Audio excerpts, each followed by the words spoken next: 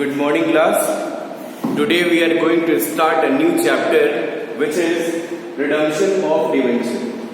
Before this chapter already we have seen the issue, how we can issue the debenture and what are the terms and conditions on which basis we can redeem. Okay, means I mean to say, कहने का मेरे मतलब ये है कि जो हम ये चैप्टर स्टार्ट कर रहे हैं रिडम्पशन ऑफ डिबेंचर, और जो इससे पहले आप जो टॉपिक पढ़ा आपने क्या, conditions about redemption of debenture, terms and conditions about redemption of debenture. तो इन दोनों टॉपिक को आप क्या करिएगा, मर्ज मत करिएगा. कुछ बच्चे क्या होते हैं अपने माइंड में दोनों टॉपिक को मर्ज कर देते हैं. अरे अभी तो हमने पढ़ा था ये रिडम्पशन ऑफ डिबेंचर और ये क्या है, तो उन दोनों टॉपिक में वो क्या करते हैं, डिफरेंट जो सेपरेशन है या जो चीजें अलग अलग उनको करती हैं, ये बच्चे के माइंड में हमेशा एक कंफ्यूजन बन के रह जाता है. तो इस स्थिति को हमको क्या अलग अलग समझना है. ठीक है ना. हमने जो पिछला टॉपिक में पढ़ा वो ये पढ़ा था terms and condition about redemption of debenture. मतलब हम किन किन टर्म्स एंड कंडीशंस के बेसिस पे किन किन कंडीशंस पे हम डिबेंचर का रिडम्पशन कर सकते हैं, ये हमने पढ़ा था. इस चैप्टर में जो हम ये चैप्टर पढ़ने जा रहे हैं, under this chapter we will study the methods of redemption of debenture. हम डिबेंचर का जो रिडम्पशन करेंगे, डिबेंचर का रीपेमेंट करेंगे, वो किन तरीकों से करेंगे, कौन से मेथड से करेंगे, हम इस चैप्टर में ये पढ़ने जा रहे हैं. क्लियर. तो दोनों बातें आपको माइंड में आपके क्लियर होनी चाहिए कि आपने पिछला टॉपिक क्या पढ़ा था और ये टॉपिक आप क्या पढ़ने जा रहे हैं. Clear my dear students. Okay, redemption of debenture. Okay, ये है आपके चैप्टर का नाम. सबसे पहले हम इस चैप्टर का नाम एक बार फिर इसकी मीनिंग आपको बताना चाहेंगे. ठीक है ना. रिडम्पशन का मतलब क्या होता है, रीपेमेंट. जैसा कि मैंने पिछले लेक्चर में भी आपको बता चुका, रीपेमेंट. ठीक है ना. रीपेमेंट किसका, ऑफ द लोन. किसका, जो हमने लोन ले लिया, जो लोन हमने डिबेंचर के थ्रू डिबेंचर होल्डर से लिया है. किससे लिया है, whatever loan we have taken from the debenture holder, if we are paying in a specific period of time, या जो भी मेरा टाइम पीरियड होगा उस टाइम पीरियड के अंडर में हम उस लोन का रिपेमेंट कर रहे हैं, तो उसको हम क्या कहेंगे, रीपेमेंट ऑफ लोन, या उसी का एक अलग नाम रिडम्पशन ऑफ डिबेंचर. बात समझ में आ गई, मीनिंग आपको क्लियर हो गया होगा. क्लियर. तो सबसे पहली चीज रीपेमेंट ऑफ लोन या repayment of outstanding amount given by the debenture holder, या जो भी डिस्चार्ज ऑफ लायबिलिटी भी आप इसको कह सकते हैं, क्योंकि एक लॉन्ग टर्म लोन होता है और आप इस लोन को क्या करते हैं, पेमेंट करते हैं, हटाते हैं अपने बैलेंस शीट से, इसलिए इसको डिस्चार्ज ऑफ लायबिलिटी भी आप कह सकते हैं. क्लियर. आपको मीनिंग अच्छे से क्लियर हो गई होगी. क्लियर. अच्छा, सेकेंड पॉइंट की हम बात करें क्या, सोर्स ऑफ फंड. अब जब एक company, source of fund, source of fund का मतलब क्या है, जब एक कंपनी लोन लेगी डिबेंचर होल्डर से या डिबेंचर के थ्रू, तो उस कंपनी को ये बताना पड़ेगा कि वो उस लोन का रिपेमेंट कैसे करेगी. वो उस लोन का रिपेमेंट या उस लोन का पेमेंट कैसे करेगी. आप भी कभी जब पर्सनली ऐसे लोन लेने जाएंगे तो बैंक सबसे पहले ये पूछता है आपसे कि आप करते क्या. ठीक है. आप ये जो लोन लेने जा रहे हैं, आप उसका रिपेमेंट कैसे करेंगे बैंक को, तो आपको अपना आईटीआर दिखाना पड़ता है कि मेरी साल की इतनी इनकम ये है, 10 लाख 20 लाख 50 लाख जितना भी आप कमाते हैं, आप अपना जो प्रूफ ऑफ इनकम होता है, जिसको हम आईटीआर कहते हैं, इनकम टैक्स रिटर्न. ठीक है ना. जो आप भरते हैं उसको आप बैंक के सामने रखते हैं, ये है मेरा प्रूफ ऑफ इनकम और इस पे मैं इतना लोन आपको चाहता हूं. तो बैंक को लगता है कि हाँ ये व्यक्ति ठीक कह रहा है, आईटीआर भर रहा है, इसका प्रूफ मतलब इनकम का जो प्रूफ है ये है, और इसके अकॉर्डिंग क्या होता है, जितना उस व्यक्ति को लोन चाहिए होता है, जो भी सैंक्शनेबल अमाउंट होता है, जो बैंक के द्वारा सैंक्शन करने योग्य अमाउंट होता है, वो उस व्यक्ति को लोन मिल जाता है. तो इसी तरीके से कोई भी डिवेंचर, कोई भी कंपनी जब डिवेंचर्स के थ्रू लोन लेती है तो उसको पैसे का प्रोविजंस करना पड़ता है क्या, कि वो उस लोन का पेमेंट कैसे करेगी। क्यों? क्योंकि कोई कंपनी जो होती है वो बहुत बड़े अमाउंट में, कोई कंपनी का जो भी अमाउंट होता है बहुत बड़े उस पे बेसिस पे होता है। मीन्स अगर कल को कंपनी पेमेंट करने का व्यवस्था अरेंजमेंट नहीं कर पाएगी, कल को कंपनी इंसॉल्वेंट हो गई, तो उसके लिए फिर जो पैसा इन्वेस्टर्स का या डिबेंचर होल्डर का डूबेगा, वो क्या करेगा, वो एक मतलब आपकी इकोनॉमी में लैक ऑफ कॉन्फिडेंस को क्रिएट करेगा। मतलब जो इन्वेस्टर्स हैं, जो पैसा इन्वेस्ट करना चाहते हैं, उनकी कॉन्फिडेंस को क्या करेगा, वो खत्म कर देगा। फिर कोई भी इन्वेस्टर्स या कोई भी डिवेंचर होल्डर लोन देने से क्या करेगा, मना करेगा या इन्वेस्ट नहीं करना चाहे। आपको बात समझ में आ रही होगी मेरी? ओके। अब हम बात करते हैं कैसे डिवेंचर का पेमेंट किन किन फंड से कर सकती है। तो पहला तरीका, by out of capital. By out of capital first way, मतलब कंपनी अपने कैपिटल के हिस्से से क्या करे, कैपिटल के हिस्से से डिबेंचर का अमाउंट, जो डिबेंचर का पोर्शन है उसका पेमेंट कर दे। लेकिन यहां पे एक बात और, जब कैपिटल के अमाउंट से कंपनी डिबेंचर या लोन को पेमेंट करेगी तो कैपिटल का अमाउंट क्या होगा, कम होगा। कम होगा कि नहीं होगा? डेफिनेटली कम होगा। तो इससे कंपनी जो बिजनेस करेगी उसकी वर्किंग कैपिटल पे असर आएगा। तो कंप्लीटली वो कैपिटल से नहीं करेगी, नहीं करना चाहेगी। कोई भी कंपनी अपने कैपिटल के अमाउंट से डिबेंचर के लोन का पेमेंट नहीं करना चाहिए, लेकिन कर सकती है। The company can redeem the debenture out of capital. Is it clear to everyone? Okay. Second, by out of profit. Out of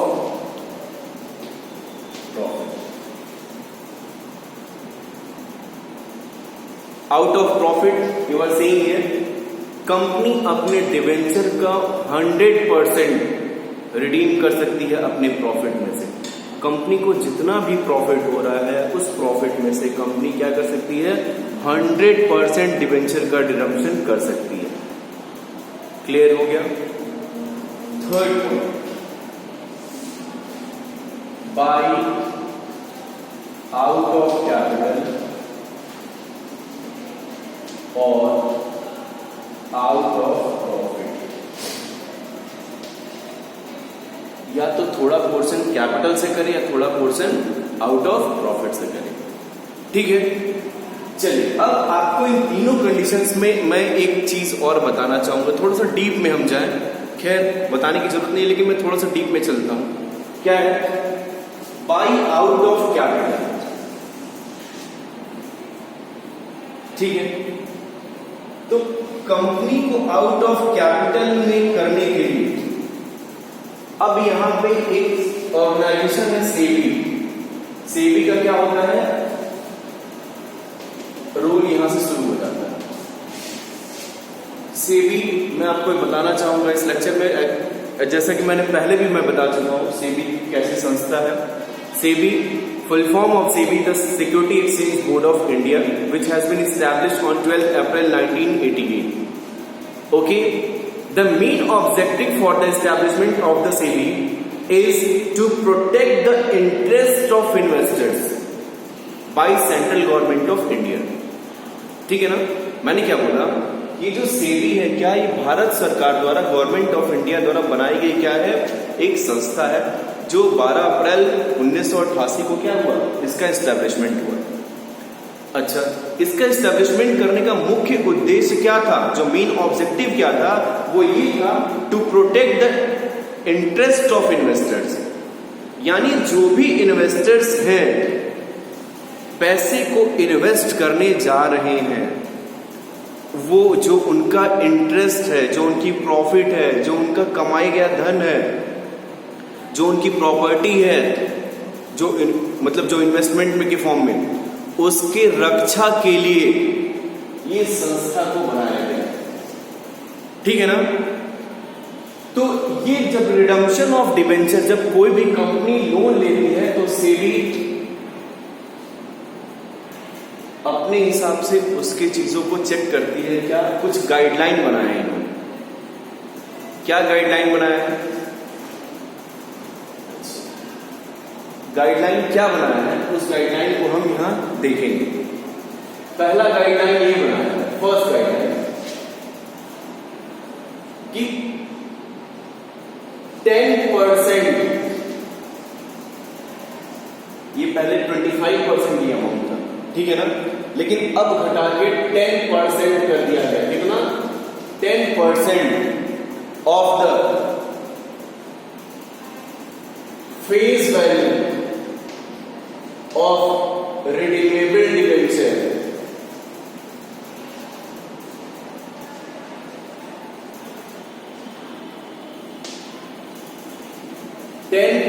of the face value of redeemable debenture should be transferred in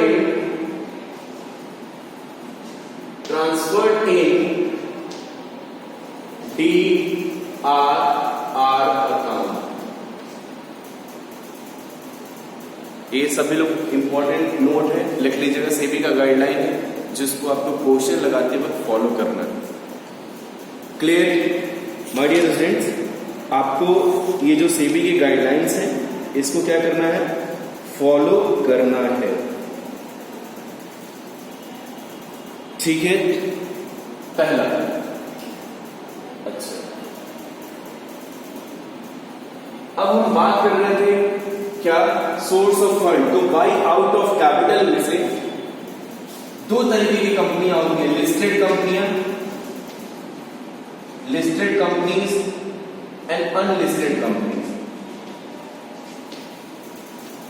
unlisted companies, तो देखिए, listed companies अपने debenture का redemption 100% capital में से कर सकती है।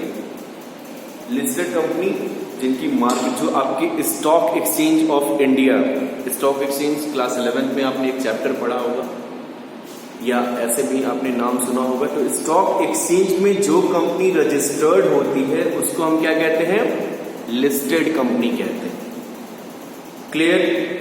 तो जो कंपनी स्टॉक एक्सचेंज में रजिस्टर्ड होती है वो कंपनी अपने डिबेंचर का रिडम्पशन आउट ऑफ कैपिटल कर सकती है। बात समझ में आई मैं क्या कह रहा हूं? जो कंपनी, क्या कह रहे हैं? जो कंपनी स्टॉक एक्सचेंज में रजिस्टर्ड होती है, which company is registered in the stock exchange of India, NSC और बीएससी दो ही स्टॉक एक्सचेंज मेन है आपके, अगर इसमें रजिस्टर्ड है तो वो कंपनी अपने डिवेंचर का रिडम्पशन आउट ऑफ कैपिटल कर सकती है। क्लियर? अच्छा, अनलिस्टेड कंपनी के केस में क्या होगा? जो कंपनी रजिस्टर्ड नहीं है, मतलब 10% और 90% का खेल होता है। ठीक है ना? वो 90% क्या कर सकती है? आउट ऑफ कैपिटल रिडेम्पशन कर सकती है और 10% आउट ऑफ प्रॉफिट कर सकती है। क्लियर? ये कंडीशन आउट ऑफ कैपिटल के थ्रू। लिस्टेड कंपनी के केस में fully can be redeem from out of capital and unlisted company के केस में 10% from the profit and 90% from the capital. Is it clear to everyone? Okay. Second one, by out of profit, same conditions, 100% from profit हम कर सकते हैं। 100% from profit ये हम कर सकते हैं। क्लियर? अच्छा, कहीं कोई दिक्कत नहीं? अगर प्रॉफिट मेरे पास sufficient amount if the company is having, then company can redeem the share, the debentures from the out of profit. Getting? Third, by out of capital, by out of profit. Already हमने यहां देखा 10%, 90%, तो company अपने according minimum इससे ज्यादा नहीं होना चाहिए, 90% और 10%, ठीक है। अब ये कम हो सकता है लेकिन इससे ज्यादा नहीं होगा। ये जो 90% का रेशियो है उससे ज्यादा नहीं होगा, कम हो सकता है, प्रॉफिट का मार्जिन बढ़ सकता है लेकिन इससे ज्यादा नहीं होगा। तो 10% जो मिनिमम है वो मैक्सिमम है वो मैं लिख दे रहा हूं, 10% from the profit and 90% from the capital if the company is redeeming the debenture from out of capital or out of profit. Clear? हम जो सोर्स ऑफ फंड यानी पैसा लाएंगे डिबेंचर के रिडम्पशन के लिए वो कहां से, out of capital, out of profit, bye out of capital, out of profit. इस कंडीशन में लिस्टेड कंपनी होगा तो fully can redeem from out of capital, unlisted company होगा 10%, 90%। अच्छा, आउट ऑफ प्रॉफिट में क्या हो जाएगा, 100% प्रॉफिट से हम कर सकते हैं, ठीक है ना। इफ प्रॉफिट नहीं 100% तो सेम कंडीशन, ये वाला कंडीशन लग जाएगा। आउट ऑफ कैपिटल और आउट ऑफ प्रॉफिट ये मैक्सिमम नंबर है, 10% एंड 90%। अगर company wants to change then company can change, ये बढ़ सकता है और ये घट सकता है। क्लियर? सबको समझ में आ गया होगा कैसे हम आउट ऑफ कैपिटल और आउट ऑफ प्रॉफिट के थ्रू हम क्या करेंगे, डिबेंचर का रिडम्पशन करेंगे। Okay, point number 2 is clear to everyone.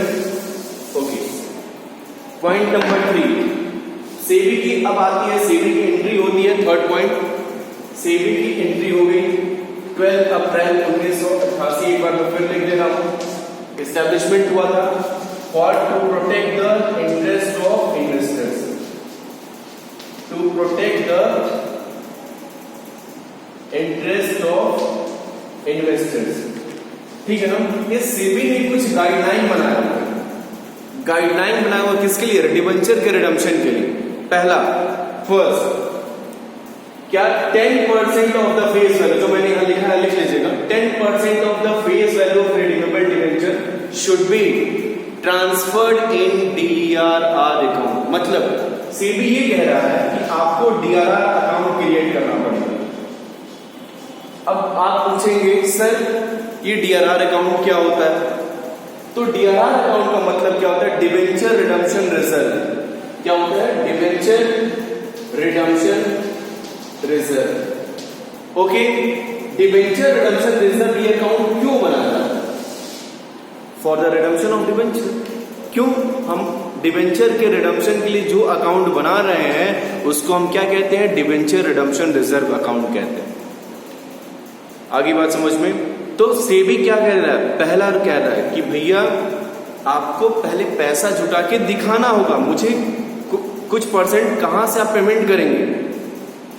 तो जो प्रीवियस ईयर का जो 31 मार्च होगा, प्रीवियस ईयर का जो 31 मार्च जिस साल हम रिडम्पशन कर रहे हैं उसके प्रीवियस ईयर का, ध्यान से मेरी बात सुनिएगा, जिस साल हम रिडम्पशन कर रहे हैं उसकी प्रीवियस ईयर का 31 मार्च को हमको ये डीआरआर अकाउंट खोलना पड़ेगा। डेट क्लियर है? ओके, अब देखिए हमको डीआरआर अकाउंट खोलना है लेकिन मिनिमम परसेंटेज क्या होगा, 10%। किसका, अब जैसे मान लीजिए 10 लाख है, 10 लाख डिवेंचर्स डीआरआर डिवेंचर, तो 10 लाख का 10% कितना होगा, 10 लाख का 10% 1 लाख। इस 1 लाख की वैल्यू को हमको क्या करना होगा, दिखाना होगा। कहां पे, डीआरआर अकाउंट में, कि हाँ भैया हमने ये फंड बना दिया है, धैर्य रखिए आपका पेमेंट मिलेगा। आपको बैलेंस शीट में ये डीआरआर अकाउंट खोल के रिजर्व के रूप में दिखाना है। क्लियर? तो ये सेबी कहता है फर्स्ट रूल जो हमको फॉलो करना है, ये जो पहले अमाउंट था कितना, 10% था, ये सॉरी 25% था, अब वो 25 से घट के कितना हो गया है, 10% घटा दिया गया है। मतलब 15% घटा दिया गया, इसको कहां पिला दिया गया है, 10% पिला दिया गया। तो बहुत सारे ऐसे बुक्स मिलेंगी जो पिछले वाला बुक मिलेंगी, या पिछला जो अमेंडमेंट क्या गया उसमें 25% दिया हुआ है। तो so please don't be confuse. Okay, आपको 10% पे लेके चलना है। 10% of the PL account we will transfer in DRR account. Clear? पहला कंडीशन। सेकेंड कंडीशन होगा जो जिस साल आप जितने पैसे का रिडम्पशन कर रहे हैं, जैसे मान लीजिए ये 10 लाख रुपए का रिडम्पशन कर रहे हैं, 10 लाख, और इस 10 लाख में से आपको 2 लाख रिडीम करना है नेक्स्ट ईयर। तो इस 2 लाख का 15% क्या करेंगे आप, एक इन्वेस्टमेंट करेंगे, इन्वेस्टमेंट अकाउंट खोलेंगे जिसका नाम क्या होगा, DRI। क्या होगा, DRI। इसको क्या कहेंगे, debenture redemption investment, debenture redemption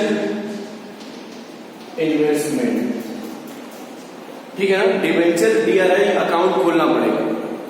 ये आपको हर क्वेश्चन में इसको फॉलो करना है। अगर आप ये फॉलो नहीं करेंगे तो फिर क्या होगा, क्वेश्चन गलत हो जाएगा और क्या होगा। तो ध्यान रखिएगा 15% of DRI you have to maintain. कब,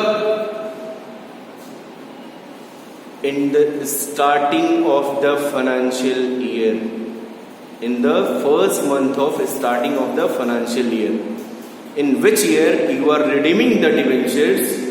मतलब जिस साल आप डिवेंचर को रिडीम कर रहे हैं उसके फर्स्ट मंथ में, फर्स्ट मंथ मतलब अप्रैल टू 30 अप्रैल होता है ना, 1 अप्रैल टू 30, ये 30 दिन हुआ। तो इस 30 दिनों के बीच में या तो 1 अप्रैल को या तो 30 अप्रैल को तक आपको ये अकाउंट खोलना ही खोलना है। DRI 15% DRI आपको मेंटेन करना है। क्लियर है, 15% DRI मेंटेन करना है। तो आप 2 लाख रुपए का रिडम्पशन कर रहे हैं उस साल, तो 2 लाख का 15% कितना हो जाएगा, 30,000 आपको करना पड़ेगा। अगर 10 लाख का रिडम्पशन करेंगे तो 10 लाख का 15% कितना हो जाएगा, 1.5 लाख, 1,50,000 आपको DRI अकाउंट में डालना पड़ेगा। क्लियर। तो ये 2 बेसिक कंडीशंस हैं, आपको इन कंडीशंस को फुलफिल करना है। पहला सेबी का गाइडलाइन क्या है, फर्स्ट गाइडलाइन कि 10% of the face value of redeemable debentures you have to create a DRR account, debenture redemption reserve account. ठीक है, आपको खोलना पड़ेगा, पहला कंडीशन। दूसरा कंडीशन है you have to maintain the DRI account, मतलब कि in the starting of the financial year in which year you are redeeming the debenture. जिस साल आप डिवेंचर का रिडम्पशन कर रहे हैं उस ईयर के पहले मंथ में, पहले मंथ में आपको क्या करना होगा, DRI अकाउंट खोलना पड़ेगा। कितने से, 15%। यहाँ पे फेस वैल्यू ऑफ डिवेंचर नहीं रखिएगा, ध्यान रखिएगा जितना रिडम्पशन कर रहे हैं, 10 लाख करेंगे तो 10 लाख, 20 लाख करेंगे तो 20 लाख, 10 लाख में से 2 लाख करेंगे तो 2 लाख पे 15%। क्लियर है। तो ये चीज आपको ध्यान में रहनी चाहिए। ये 2 बेसिक कंडीशंस हैं, आपको फुलफिल करना ही होगा। ठीक है ना। एक कंडीशंस और है, अच्छा, ये जो DRR अकाउंट खोलना है वो in the case of non convertible debenture, non convertible debenture. Non convertible debenture का मतलब क्या हुआ, which can not be convert in the form of equity shares. मतलब ये जो DRR अकाउंट खुलेगा वो किस कंडीशंस में खुलेगा, किस डिवेंचर के केस में खुलेगा, जो डिवेंचर नॉन कन्वर्टेबल डिवेंचर्स होंगे उन्हीं की कैटेगरी में ये DRR अकाउंट खोला जाएगा। कन्वर्टेबल डिवेंचर्स के केस में नहीं खुलेगा। ये 1 नंबर का बहुत अच्छा कॉम्पिटेटिव क्वेश्चन है। ठीक है ना, तो इसको ध्यान में लिख लीजिएगा, इंपॉर्टेंट क्वेश्चन है 1 नंबर का कि नॉन कन्वर्टेबल डिवेंचर होगा तभी कंपनी क्या करेगी, DRR खोलेगी, DRR ओपन होगा। क्लियर। तो ये 3 पॉइंट सेबी के गाइडलाइंस हैं, आपको ध्यान रखने पड़ेंगे। ओके, चौथा point exemptions. 4th point is exemption.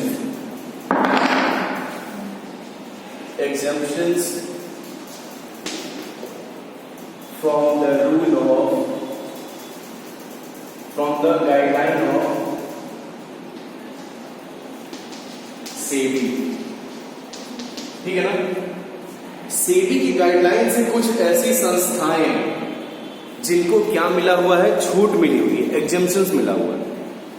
ऐसी कुछ संस्थाएं हैं, उन संस्थाओं को हमें जानना होगा। अदरवाइज आपके क्वेश्चन में ये दे देता है, पहले क्या देगा, जिन संस्थाओं को एग्जेम्पशंस मिला हुआ पहला लाइन वही लिख देगा, और आप हैं ही है, क्या करेंगे, आप सीधे आंख बंद किए रहेंगे, पहली लाइन कोई नहीं पढ़ता है। ठीक है ना। तो इसलिए ये इम्पॉर्टेंट हो जाता है जानना कि ऐसी कुछ संस्थाएं हैं, कुछ ऐसे ऑर्गेनाइजेशंस हैं जिनको सेबी की गाइडलाइन को फॉलो करने में छूट मिली हुई है। अक्सर ऐसे क्वेश्चन आपके एग्जाम में आते हैं और बच्चे वहां गलती करके चले आते हैं, तो इसलिए मैं इस पॉइंट को नोटिस कर रहा हूं और बार बार नोटिस कर रहा हूं कि कुछ ऐसी संस्थाएं हैं जिनको सेबी के गाइडलाइन से छूट मिली हुई है, उनको ये दोनों रूल फॉलो नहीं करने पड़ेंगे जो सेबी की गाइडलाइन से, जो मैंने पहले बताया। ओके, तो पहला, ऑल प्राइवेट एंड पब्लिक, ठीक है, फाइनेंशियल इंस्टीट्यूशन,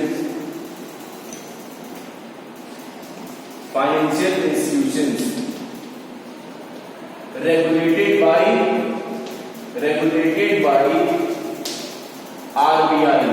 RBI, फिर मैं लिख दे रहा हूं, all India financial institutions, EFIs भी कहते हैं, AIFIs, ठीक है ना। मतलब all India financial institutions which are regulated by RBI, चाहे वो प्राइवेट हो चाहे वो पब्लिक हो, whether it is private or public, if is regulated by RBI, तो ऐसे संस्थाओं को, ऐसे इंस्टीट्यूशंस को वो दोनों गाइडलाइन फॉलो नहीं करने पड़ेंगे, पहला कंडीशन। दूसरा, all private and public sector commercial bank, commercial bank का नाम सुना है आपने, ठीक है। जितने भी कॉमर्शियल बैंक हैं, चाहे प्राइवेट हो चाहे पब्लिक हो, ऐसी संस्थाओं को भी वो बैंक भी डिवेंचर इश्यू करने के टाइम वो क्या करेंगे, इनको ये रूल फॉलो नहीं करना पड़ेगा। Third point, housing financial institution, housing financial institutions which are registered under NHB, national housing bank के थ्रू अंडर में जो रजिस्टर्ड है, ऐसी संस्थाओं को भी हम उनको डिवेंचर के थ्रू क्या है, उनको ये चीज फॉलो नहीं करना पड़ेगा, जो सेबी की गाइडलाइंस हैं उनको फॉलो नहीं करना पड़ेगा। क्लियर? ओके, ये तो 3 पॉइंट है। चौथा point, NBFC, non banking finance companies जो रजिस्टर्ड है अकॉर्डिंग टू आरबीआई, इनको भी फॉलो नहीं करना पड़ेगा। पांचवा, और लिस्टेड कंपनीज, इन पांचों संस्थाओं को क्या है, जो सेबी की गाइडलाइंस है उनको फॉलो नहीं करना। पहला क्या, एफआईज आरबीआई के थ्रू जितने भी गाइडलाइन कंट्रोल होती है, रेगुलेट होती है, उनको सेबी की गाइडलाइंस, मतलब उनके क्वेश्चंस में अगर ऐसा क्वेश्चन आपको मिलता है तो वो दोनों एंट्री आपको नहीं करनी है, डीआरआर भी नहीं क्रिएट करना है और ना ही डीआरआई क्रिएट करना है, डायरेक्ट रिडम्पशन करना है। क्लियर? दूसरा, all private and public sector commercial bank, इनको क्या करना है, हमको छूट मिली हुई है। तीसरा, हाउसिंग फाइनेंशियल इंस्टीट्यूशन जो घर बनाने के लिए लोन देती हैं, ऐसे कंपनीज को और रजिस्टर्ड है किसके साथ, एनएचबी, नेशनल हाउसिंग बैंक के साथ, उनको भी छूट मिली हुई है। एनबीएफसी, उनको भी छूट मिली हुई है। अनलिस्टेड कंपनीज, इनको भी छूट मिली हुई है। ओके माय डियर फ्रेंड्स, हमने आज पढ़ा क्या, मीनिंग पढ़ लिया। दूसरा क्या पढ़ा, source of fund means how we will collect the fund. Third point पढ़ा हमने सेबी की गाइडलाइंस। फोर्थ पॉइंट पढ़ा क्या, फोर्थ पढ़ा हमने exemptions from the guidelines of SEBI. ये 4 पॉइंट आज हमने पढ़े आज के इस लेक्चर में। ओके, होप आप सबको अच्छे से समझ में आया होगा। अगर आपको नहीं समझ में आता है तो वीडियो को पूरा देखें, कंप्लीट देखें, अच्छे से देखें, डेफिनेटली आपको चीजें समझ में आएंगी। क्लियर है? सारे पॉइंट्स को हम line by line, topic wise सारी चीजों को हम क्लियर करते चल रहे हैं। ठीक है, इसके बाद हम जो नेक्स्ट लेक्चर होगा वो method of redemption of debenture होगा, जिसमें जो ये सारे कॉन्सेप्ट हम पढ़े हैं, ठीक है, उनका इम्प्लीमेंटेशन हम उस लेक्चर में करेंगे। सो अगर आपको थोड़ा सा भी समझ में आ रहा है, ठीक है, so please like the video, okay, and for today thank you very much.